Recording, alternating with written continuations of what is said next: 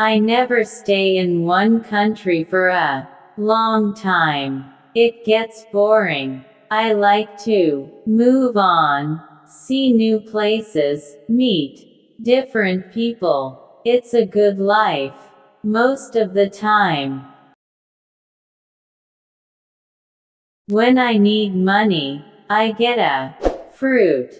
In Europe you can pick fruit most of the year. You need to be in the right country at the right time, of course. It's not easy work, but the money's not bad. I like to go south in the winter. Life is easier in the sun, and Northern Europe can get very cold in the winter. Last year, 1989 I was in Venice for October. I did some work in a hotel for 3 weeks. Then I began slowly to move south. I always go by train when I can. I like trains. You can walk about on a train, and you meet a lot of people. I left Venice and went on to Trieste. There I got a cheap ticket for the slow train to Sofia in Bulgaria. This train goes all down through Yugoslavia, and takes a long time, a day and a half.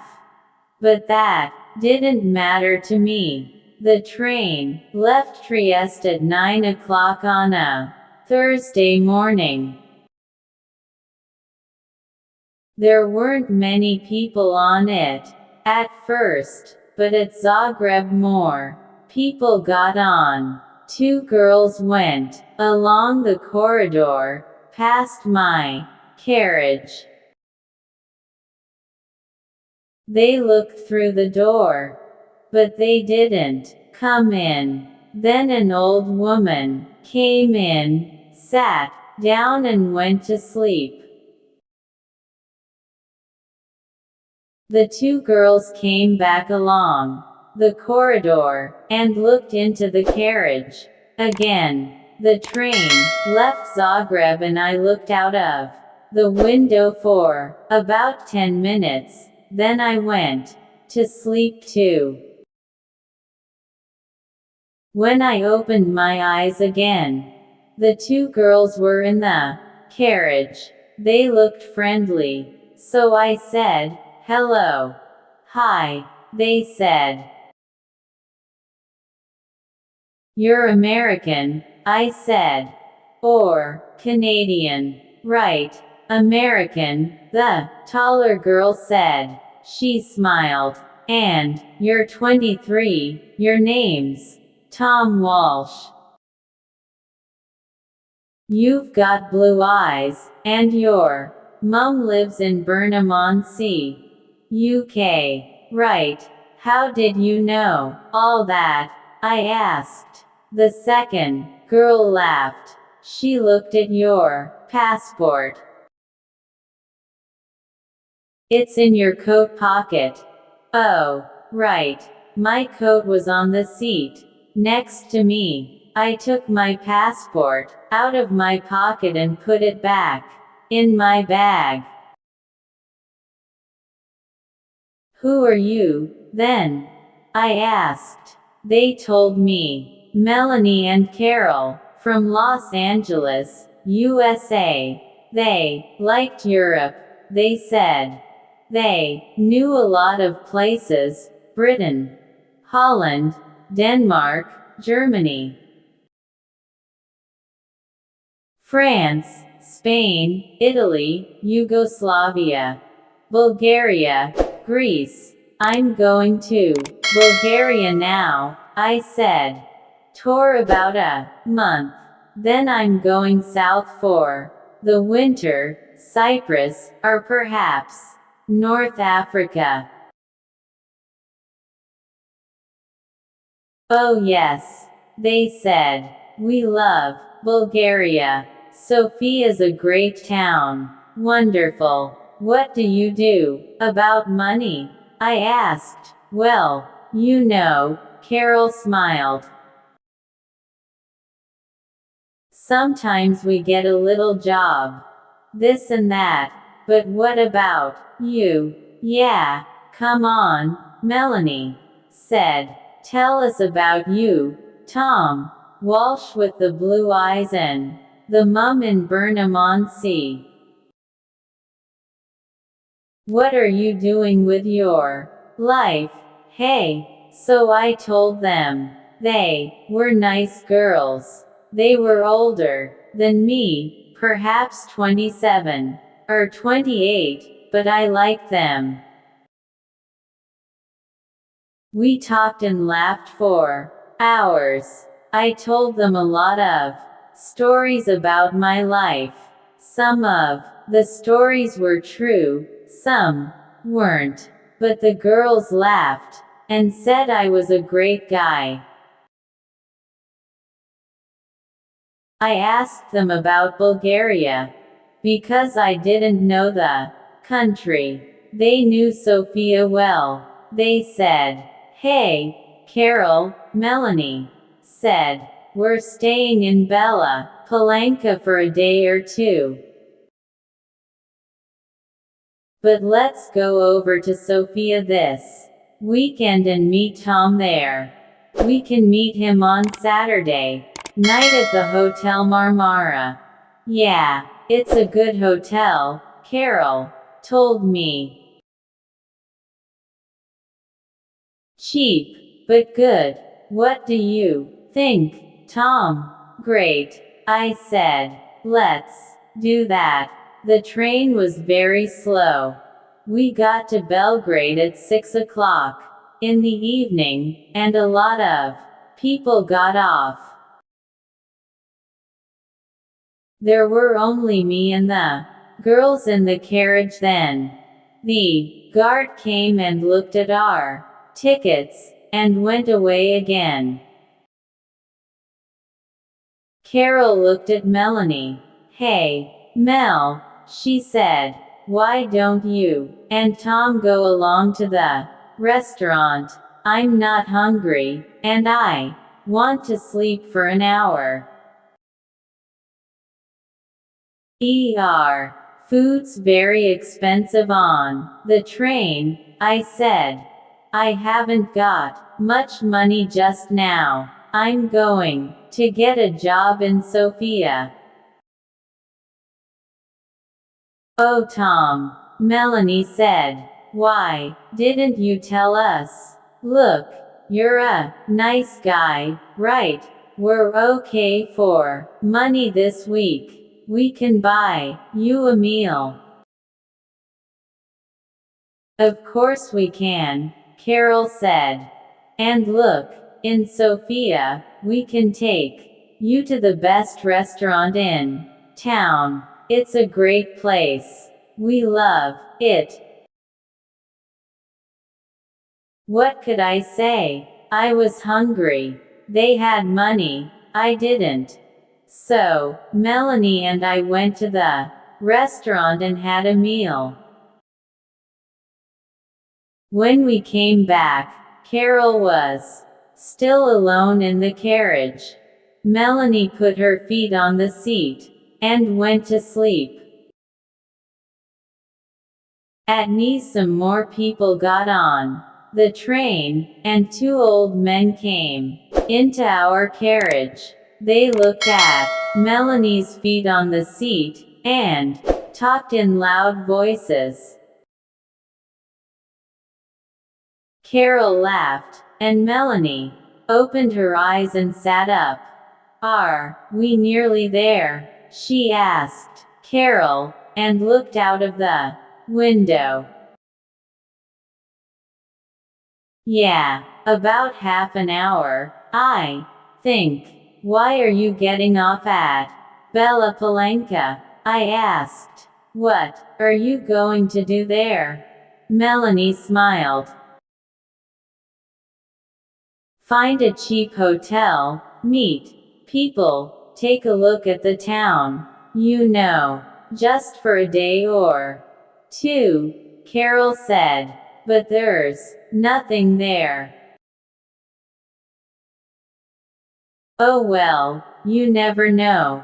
Melanie laughed. See you in Sofia, right, on Saturday night. The Hotel Marmara, okay. 8 o'clock, Carol said. Don't forget, now. Okay, great, I said. See you there. The train came into Bella Palanca and stopped. The two girls got off and stood on the platform. They smiled at me through the window. Saturday, 8 o'clock, Melanie shouted. Okay, I called. They couldn't hear me because of the noise in the station. They smiled again, picked up their bags and walked away. Nice girls. I'm going to have a great time in Sofia, I thought. The train left Yugoslavia and crossed into Bulgaria at 2 o'clock in the morning. Then the train stopped at some village. Remember the name? I don't. I ate an apple and looked out of the window. Suddenly there were a lot of policemen on the train. Everybody in the carriage sat up and began to talk. What's happening? I said in Italian to the old man next to me. I don't know, he said in bad Italian. Perhaps they're looking for somebody. Look. The police are taking some people off th train. Then 2 policemen came into our carriage, a tall thin one and a short fat one. They looked at everybody carefully, and then they looked at me again. Come with us, please, the fat policeman said in English. What? Me? I said. Why? What's the matter?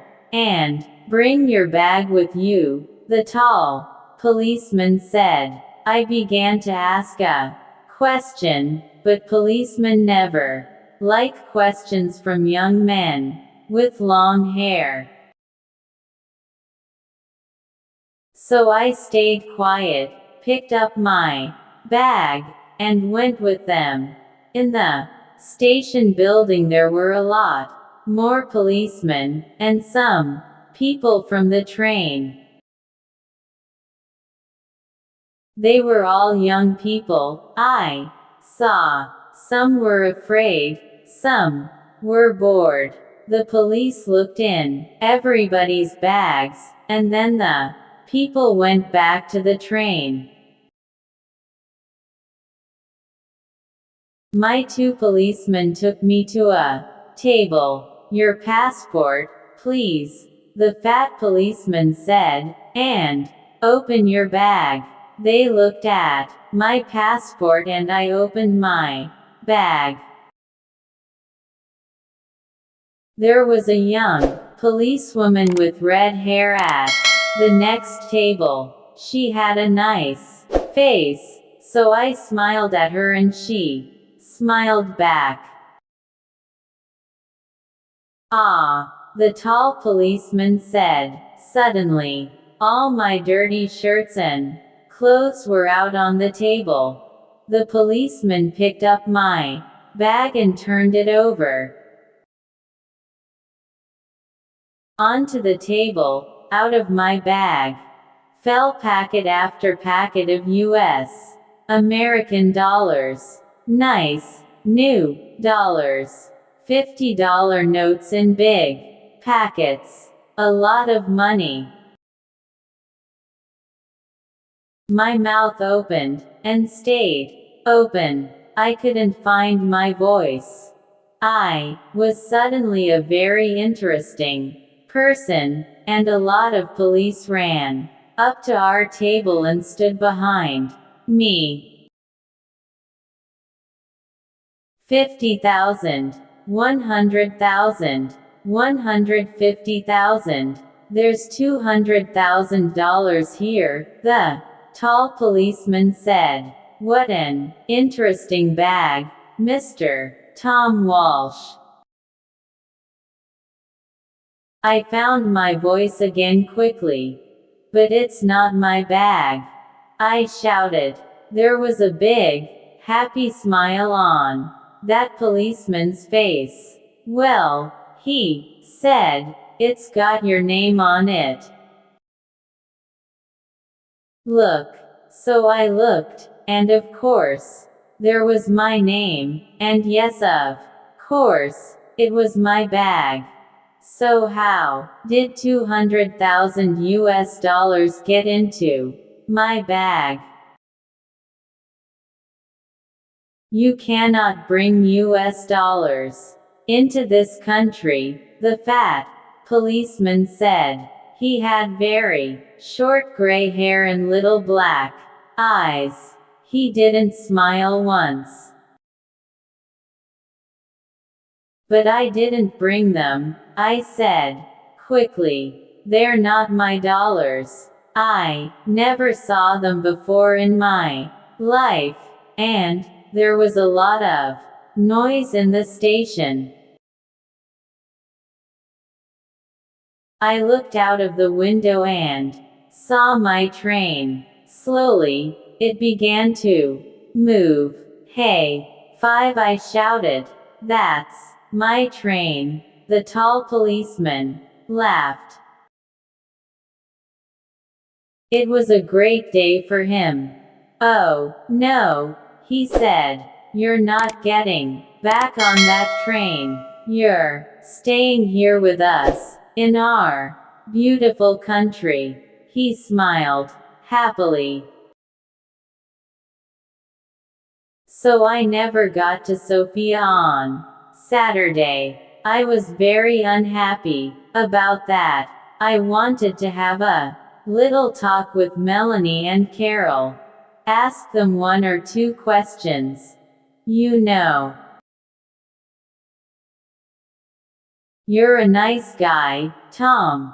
See you in Sofia, okay? Take you to the best restaurant in town. Yeah, great. And I never got down to Cyprus or North Africa that winter. Oh well, I live and learn. It's not an easy life in prison, but it's warm in winter, and the food's not bad, and I'm meeting some interesting people. There's a man from Georgia, USSR Boris, his name is. He comes from a place by the Black Sea. He's a great guy. When we get out of here, he and I are going down to Australia, Brisbane perhaps, or Sydney. Get a job on a ship. Start a new life. Yeah, next year's going to be okay. Advice. When you want to learn English, read, listen and speak. Do each activity for 30 minutes every day. The end. Thank you for watching. Like, share, subscribe for more videos.